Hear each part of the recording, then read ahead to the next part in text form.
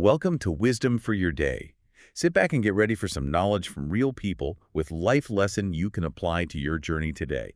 I mean, we are really getting into some heavy but incredibly practical stuff today. Oh, absolutely. This is one of those topics that it really hits close to home for a lot of people. Yeah, for sure. So Yeah. our mission for this deep dive is to give you, the person listening to this right now, a literal step-by-step roadmap. We want to talk about how to identify and then completely break through your own personal mental barriers. Right, those invisible walls we all hit. Exactly. And we're using a really incredible source for this. It's an in-depth interview called María Romo, The Journey of Purpose and Resilience. It maps out the life of María Romo. Which is just honestly a staggering story. It really is. She goes from a very constrained upbringing in Mexico to becoming this empowered, self-made entrepreneur in the U.S. Think of today as like a masterclass in choosing resilience over past trauma. Yeah, and we are going to distill these life lessons into really simple, practical terms for anyone starting their personal journey. Because, resilience isn't just something you're born with. Right. It's a learned skill. Exactly. It's a mechanism you build, and we're going to show you exactly how she built hers. Okay, let's unpack this. Before you can build a new life, you have to understand the invisible barriers holding you back. And for Maria, those barriers started really early. They were basically built into her foundation. Yeah, she was the oldest of 7 children growing up in a very traditional Mexican environment. We started in the Bajío region and then moved to Aguascalientes. And, just being the eldest of 7 is tough enough. Your individual identity gets stripped away because you instantly become like a surrogate parent. A shock absorber for the whole family. Right. Your own passions kind of have to take a back seat just so the family unit can survive. And then you layer the cultural expectations on top of that. Yeah. Being a young Latina in that specific era, the pressure was intense. Oh, it was heavy. The mindset she grew up around was that women simply should not study. You just get married, take care of the house, and do not aspire to anything else. And the psychology behind who enforces that is really interesting because it was actually her mother who projected a lot of these limitations onto her. Which is so wild. It sounds counterintuitive, right? But her mother was actually very intelligent and wanted to study, but the culture denied her that chance. So all that unspent potential just turned into frustration. Exactly. It metabolizes into grief and cynicism. So her mother would tell Maria that aspiring to more is bad, or that dreams are wild and dangerous. She literally told her ambition is for men. Right, because she was operating from a place of trauma. She was subconsciously trying to protect Maria from the pain of hoping for something she thought society would just deny her anyway. That's like a weird, twisted form of protection. Yeah, psychologists call it horizontal hostility. You enforce the oppressor's rules on your own kids because you think it's the safest way for them to survive. Wow. But Maria, she just inherently rebelled against that cage. She loved school, she got a scholarship, and at just 17, she gets this amazing job at Banamex, a huge bank. Which was empirical proof she could operate in that world. Right, but then her parents essentially forced her to quit. Oh, yeah. And it wasn't because she was failing. It was because she worked non-traditional hours. You leave the bank when the work is done, and her parents couldn't understand or control that, so they made her give it up. It's devastating. And this repeated suppression leads perfectly into that metaphor she uses in the interview, the fleas in the container. Oh man, that metaphor is so powerful. What's fascinating here is the biology of learned helplessness that this perfectly models. It's not just a story, it's how our neurology actually adapts to restriction. Let me break it down for you guys listening. So you put fleas in a glass jar and screw a lid on. Fleas naturally jump really high, so they keep hitting their heads on the glass lid. Whack, whack, over and over. Right, it's painful. So eventually they learn to jump just millimeters below the glass to avoid the pain. But here's the crazy part. This is the scary part. When you take the lid off, the fleas still only jump to that restricted height. They never jump out. And their offspring, who never even felt the lid, will also only jump to that same restricted height. Because the brain is an energy conservation machine. When you get a negative stimulus like hitting your head or your mom telling you your dreams are bad or being forced to quit your dream job, your brain rewires itself. It associates upward movement with pain. Exactly. The lid is generational trauma and societal expectations. It's the parents saying, people like us don't do things like that. That screws the lid on tight. It totally reminds me of the invisible electric fence for dogs. Oh, that's a great comparison. Like you train the dog with the shock collar. A year later, you take the collar off, you take away the little white flags, you open the gate. And the dog just paces there. Yeah. terrified to cross a line that doesn't physically exist anymore. The barrier is just in the dog's mind now. Yep. But let me push back a little or ask a tough question here. For you listening right now, maybe you're stuck at your job or in life. How do you tell the difference between a real external obstacle, like, say, a bad economy, and an inherited, invisible lid that you're just imagining? That is the million-dollar question, and the way you diagnose that is by listening to your own internal response. Okay, how so? A real obstacle activates your problem-solving brain. Yeah. If you hit a genuine wall, your inner voice says, I don't have the money for this. Can I get a loan? Can I partner with someone? It's strategic. So it's looking for a way around it. Right. But an invisible lid bypasses logic entirely and attacks your identity. The internal dialogue is more like, who do I think I am? People from my neighborhood don't do this. I'm going to embarrass my family. Oh, wow. So the lid masquerades as your own voice. Precisely. A real wall is something you strategize around. An invisible lid is surrender disguised as identity. Surrender disguises identity. That's chilling. So knowing that, how do you practically break through it? Because sometimes gentle mindset shifts just aren't enough. No, sometimes you need a complete disruption of your environment. You need a crisis. And Maria definitely had a crisis. Let's sequence her journey a bit. She got married super young at 18, which was expected of her. But by 22, she was divorced. Which, in that traditional Mexican town back then, the judgment was just suffocating. Yeah, the 22-year-old single mother. People viewed her as a failure.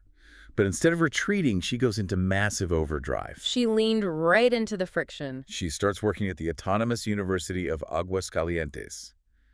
Then she moves into state government, which was intense and bureaucratic. And she's studying law at the same time. While raising 2 kids alone. It's insane. But even then, she hits another lid. The political environment was treacherous, and she was too direct. It made her a target. Plus, she realized she was basically outsourcing the raising of her kids to nannies because she was just surviving this high-pressure career. The cost of success was just way too high. So she makes this radical pivot. She leaves her respected career, her status, and she moves to the U.S., specifically the Central Valley in California. And we have to emphasize how huge this was. She arrived with $0. She didn't speak English. Her law degree meant nothing in California. From the governor's office to looking for manual labor, the whiplash is crazy. Most people's psychology would completely break under that kind of identity shift. And this leads right to that rock-bottom moment we talked about at the very beginning. She gets a job in a packaging plant. Right. And she's standing there on the assembly line doing this brutal manual labor.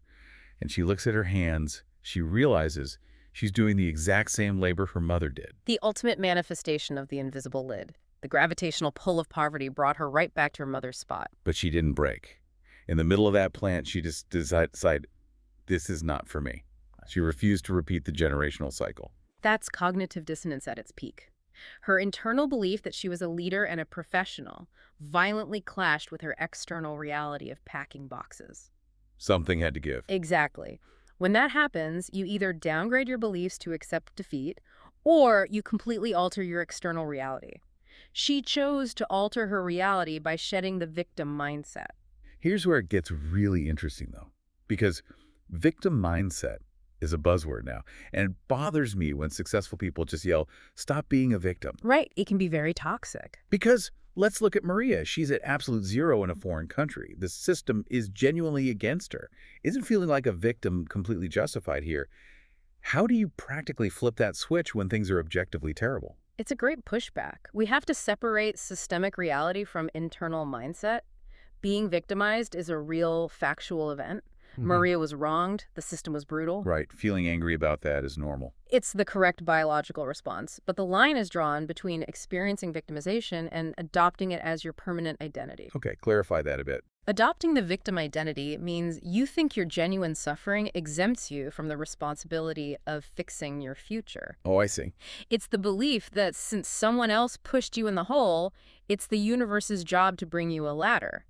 But flipping the switch isn't about toxic positivity. She wasn't pretending the packaging plant was fun. Not at all. Empowerment is taking absolute, uncompromising control over your response to the bad stuff. She essentially said, this is unfair, but I am the only person who is going to walk me out of this building. Wow. So empowerment is realizing the mess isn't your fault, but cleaning it up is entirely your responsibility. Exactly. Waiting for the people who broke you to fix you is just a wasted life. That is so powerful. So after having that internal shift, she needed an outlet.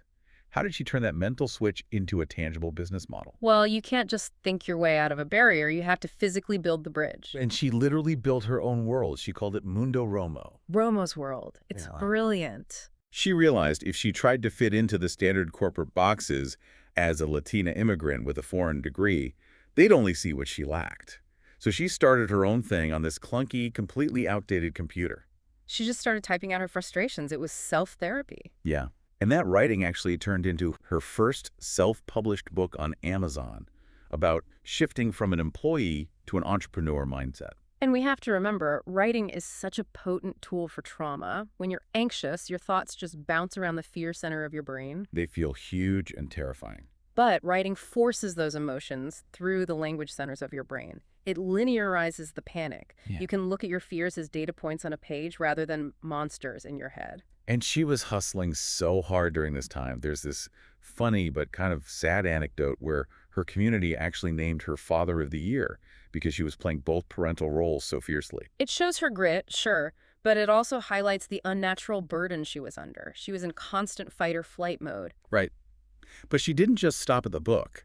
She learned graphic design, photography, video production. She started producing entire magazines by herself to build this brand. Because a single skill is vulnerable. To survive, she needed a diversified portfolio of abilities. And her networking strategy was genius. She says connection is the most powerful tool for immigrants starting from scratch. Knowledge is great, but a connection opens the actual door. Exactly. And she didn't just ask for favors, she created a value exchange. She'd sell these business magazines for $2 and use that interaction to show local business owners how her design strategies could make them $150. She wasn't asking for a seat at the table. She built the table and invited them to sit down. I love that. And for Latinas, or anyone facing systemic friction, this shows how to neutralize bias.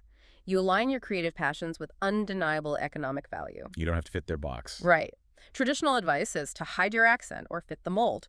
Maria says no, design a unique ecosystem where all your varied talents interlock. You become your own economy. So for you listening right now, if you are sitting in a cubicle doing a job you hate, you don't have to just jump to another prepackaged job. Not at all. You can start laying the bricks for your own world right now, using whatever outdated tools you have.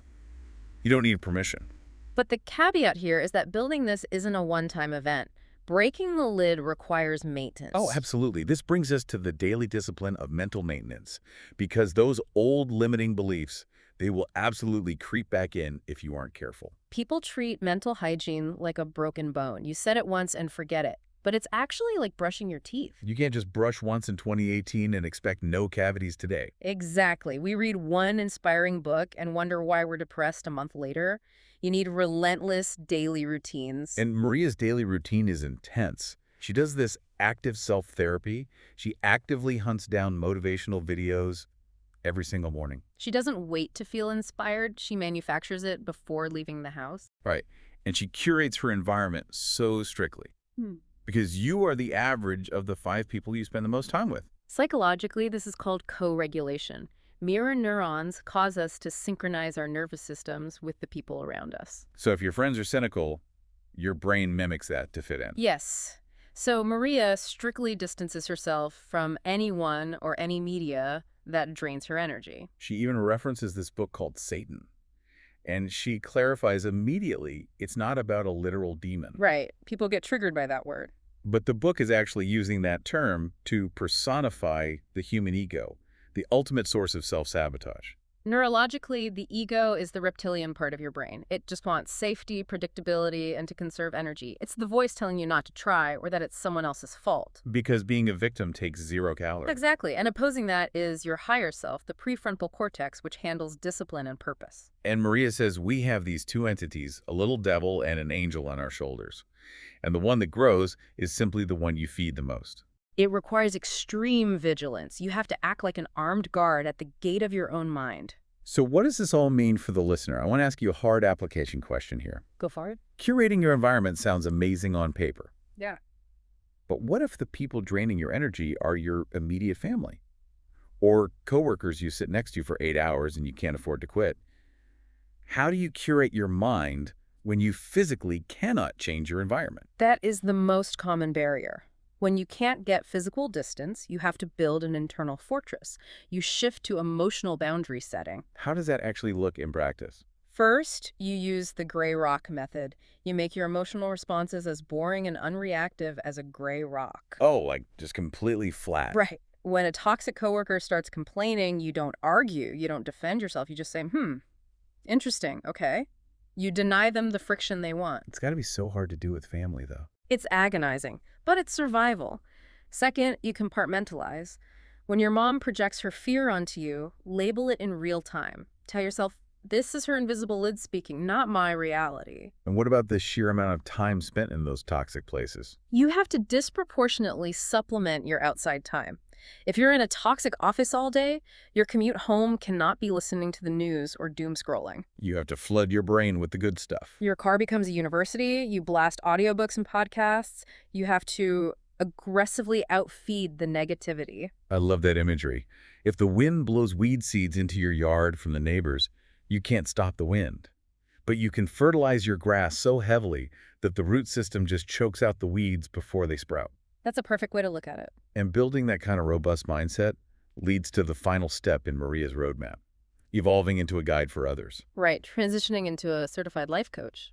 She uses some really specific core coaching principles to help people take responsibility for their actions, like this concept she calls the signature. This is deeply rooted in neurolinguistics. The physical act of signing your name, like on a mortgage or marriage license, psychologically binds you to responsibility. Because just saying, I want to start a business, stays in the abstract part of your brain. But writing it down engages your motor cortex. It physically manifests it. If you sign a commitment and fail to act, your brain experiences massive dissonance. So she makes her clients sign literal contracts regarding their personal growth. It tells their neurology, this is not a drill. It forces them to stop evading reality. But being a guide is risky. Maria talks about the delicate balance of maintaining emotional boundaries so you don't just absorb all their negative energy. Empathy without boundaries is self-destruction. You have to understand the difference between empathy understanding the pain and sympathy drowning in the pain with them. She uses powerful questions to help them find their own solutions, instead of just forcing them to change. Right. You corner their ego with questions, but they have to be the ones to push the lid off. If we connect this to the bigger picture, a coach absolutely has to transform themselves first. You can't lead someone out of a forest if you don't know the way yourself. It's the ultimate airplane oxygen mask analogy. You have to secure your own mask before helping others. Exactly. If you try to put a mask on someone else while you're suffocating, you're both going to pass out. Maria had to claw her way out of that packaging plant and build Mundo Romo before she had the oxygen to help other women do the same. Her daily self-therapy isn't selfish. It's the required maintenance of her oxygen supply. We've covered such an actionable blueprint today, from recognizing the inherited lid to using rock bottom as a catalyst, building your ecosystem, and doing the daily mental hygiene. It really is a roadmap anyone can use. As we wrap up, I want to leave you, the listener, with one final thought. If your mind is a garden, what specific seeds are you planting tomorrow morning? And more importantly, what inherited weeds have you been accidentally watering? That's the most vital audit you can perform. The garden grows no matter what. You only control what takes root.